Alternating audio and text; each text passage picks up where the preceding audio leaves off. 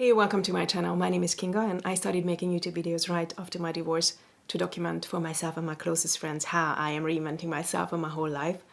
If you're not a friend but you still found this video, please take it as a sign from the universe, like it and subscribe.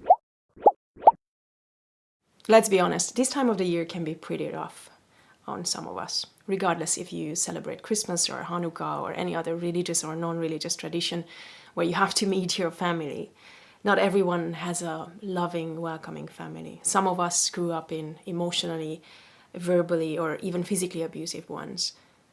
I hope you have your boundaries set up, and if you made the decision to completely cut contact with your family for your mental and emotional health, I'm sending you love. I trust that you made the best decision for yourself.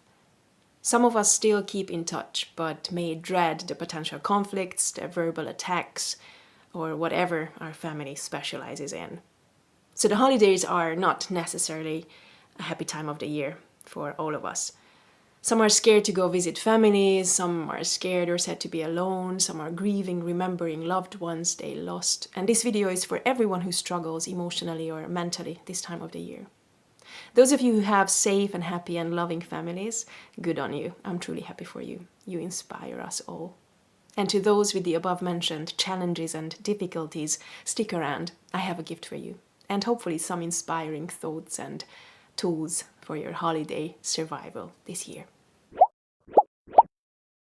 What are my survival tips? If you know my channel, you know that meditation is top of any list of mine. If meditation is not part of your daily routines yet, I suggest you start introducing it to your mornings or evenings or both ASAP.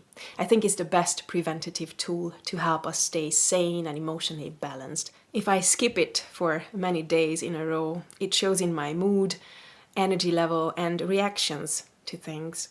What sort of meditation do I recommend? To be honest, any that works for you. You could maybe start with my super short 5-6 minutes long morning and evening meditations just to help you set a better mood for the day or help you fall asleep better. Links in the description because you can find these on YouTube for free. If you are ready for a 15 minutes one, I recommend my self-love meditation to sort of charge your batteries and awaken some love in you towards yourself so you don't have to go beg others for it or expect others to fill up your tanks. It can sort of help you create a protective shield around you from which verbal attacks can bounce off more easily than if you had none. So you can develop a resilient outer layer for self-protection and use that before people can truly reach your core and cut deeper with their words. If you want to support me, my channel, and me making more meditations, you could download a better quality self-love meditation of mine from my web shop. Link with a 50% discount code valid throughout the whole December in the description below. These are my gifts to you this Christmas. If you know my meditations and my manifesting methods, you know that I'm big on visualizing. Here's a tip. Before visiting families, sit down in peace and quiet, close your eyes, maybe put on some nice relaxing music with headphones on, and imagine an ideal version of the whole family get-together. If you could direct a short movie with your relatives as the actors, what would be the script? What would you want to see? How would you want people to interact with each other? And most importantly, with you. And how do you want to feel during those hours or days? And how do you want to interact with them? Imagine that no matter what people say or do, it doesn't trigger you. Imagine yourself feeling calm and balanced. Or maybe even imagine that they don't even do or say shit that would trigger you. Just play with the thought, whatever feels good. And do it until it feels good and makes you calm and relaxed and even look forward to the whole event. Athletes also use this technique. They visualize how they want to play on the field or move or complete their tasks, and they kind of play it in their head many times before actually doing it, and it highly influences the outcome. It's like a mental rehearsal. Try it. Be the director of your own movie. Show yourself how it would look and feel like in an ideal reality. And watch how that will influence your reality. I would also suggest, prior to meeting the family, to make a list of the ones you have negative feelings towards, those who have the power to trigger you, and have a talk with them in your mind. See it with your mind's eyes, visualize it. See them in front of you and tell them nice things. Tell them everything you like about them. It may be difficult at first with certain people, I know, but find something, like dig deep. Maybe the best you can first come up with is you like the color of their car. Like anything that makes you feel appreciation or respect. Okay, here's a task. Find 5 things about everyone you have a difficult relationship with. So 5 things that you can appreciate about them. Then 5 things you can respect about them. Then another 5 things you can actually like or love about them. And finally, another 5 things that you can be thankful for. So 5 to appreciate, 5 to respect, 5 to like or love, and 5 to be thankful for. You may feel in the beginning that this is such an impossible task. You will struggle. But once you start finding actual things about them to appreciate, respect, love, and be thankful for, your heart will open up and you will be able to find more. You will surprise yourself. If you struggle a lot with this task, I recommend you open your heart chakra prior to doing it. I'm actually publishing a heart chakra activating meditation and music this Saturday, which may be a bit too late for Christmas. But here's a quick version. Simply sit in stillness with your awareness rested on the center of your chest. Visualize the color green for this area, or think of something that represents the color green for you. You could close your eyes. You could actually do it right now. Just have your focus on the center of your chest and feel it pulsating. If you cannot feel it at first, or you feel a blockage, or you just don't know how to connect to it, don't worry. Just keep focusing on it with gentle love and kindness and the intention to let it work as it should. Breathe the light and life into your heart chakra and feel the brightness of it expanding with every exhale. Breathe in and breathe out. Feel the energy spinning as a wheel. Feel it expanding. See it glowing. Sense its pulsating energy. And say thank you. Say it. Bless your heart chakra and feel grateful for its essential work in making you feel unconditional love, compassion, and empathy for everything and everyone.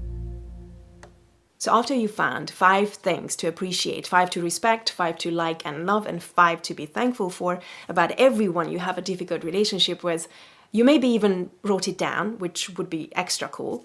Then imagine them standing in front of you and tell them like, hey, Uncle Harry, I appreciate this and that about you. I respect this and that about you. I like or love this and that about you, or what you did or what you have. I'm thankful for this and that you did, said, or whatever. And this little practice will generate positive emotions in you towards those who you think deserve it the least. But trust me, they are normally broken and hurt and damaged people themselves. And sometimes we don't even know their whole story, Probably they had a shitty childhood.